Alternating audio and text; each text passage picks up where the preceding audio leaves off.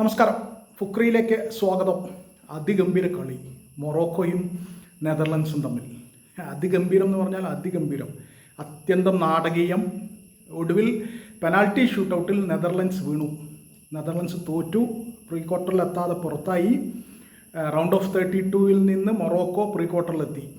അതാണ് മത്സരത്തിൻ്റെ മൊത്തത്തിലുള്ള ഫലം. അതിൽ കളിയിൽ നിശ്ചിത സമയത്ത് 90 മിനിറ്റിൽ ഇരു ടീമുകളും ഓരോ ഗോളാണ് അടിച്ചത്. ആദ്യ പകുതിയിൽ ഗോളേ വീണില്ല, അവസരങ്ങൾ രണ്ട് ടീമിനും കിട്ടി.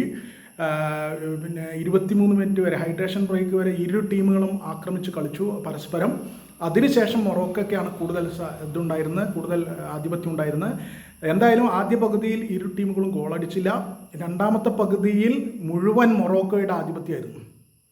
അതിഗംഭീര നീക്കങ്ങൾ, അതിഗംഭീര സാധ്യതകൾ, അതിഗംഭീരമായിട്ട് കളിക്കാനുള്ള അവസരങ്ങൾ. അതിനിടയ്ക്ക് നെതർലൻഡ്സിന് കിട്ടിയ അവസരങ്ങൾ മൊറോക്കോയുടെ ഗോളി തടുത്തു. അതുപോലെ തന്നെ മൊറോക്കോയുടെ ചില ഉഗ്രൻ അടികൾ നെതർലൻഡ്സിൻ്റെ ഗോളി സേവ് ചെയ്തു.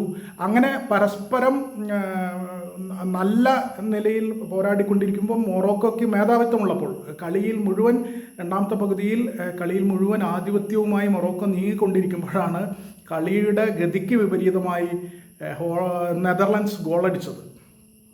ഗാക്പോ ആണ് 72-ാമത്തെ മിനിറ്റിൽ ഗോളടിച്ചത്.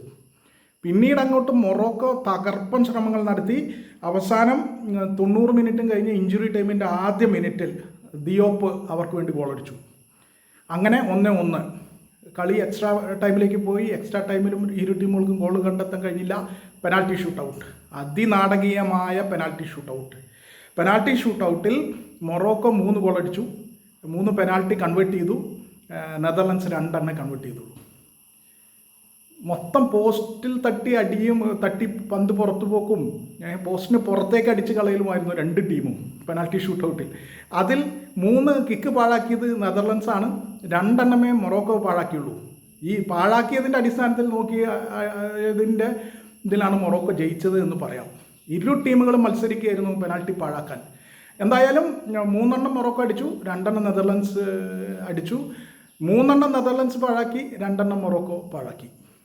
അടിച്ച ഗോളുകളുടെ അടിസ്ഥാനത്തിൽ മൊറോക്കോ പെനാൽറ്റി ഷൂട്ടൗട്ട് ജയിച്ചു. അങ്ങനെ ജർമ്മനിക്ക് പിറകെ മറ്റൊരു വമ്പൻ കൂടി വീണിരിക്കുന്നു.